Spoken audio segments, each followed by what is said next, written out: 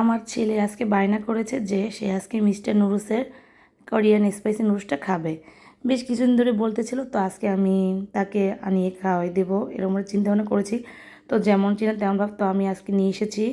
তারপর আমি ফার্স্টে আর কি এটা আমি সেদ্ধ করে নেব নুডলসটা একটি পাত্রে। তো এখানে আমি বেশি স্পাইসি মশলাটা বেশি ইউজ করব না, কারণ এটা প্রচণ্ড ঝাল। এর জন্য আমি ম্যাগি স্বাদি ম্যাজিক যে মশলাটা ওটা পুরাটি ইউজ করেছি।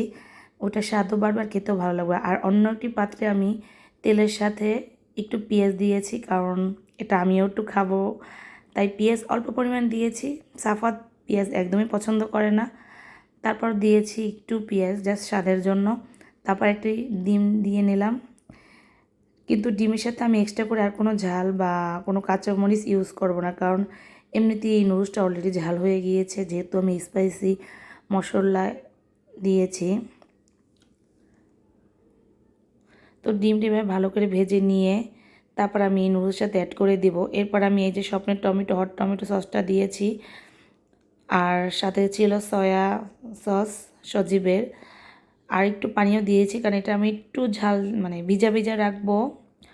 তো এরপর এই যে আমার নুডলসটা কমপ্লিট হয়ে গেল।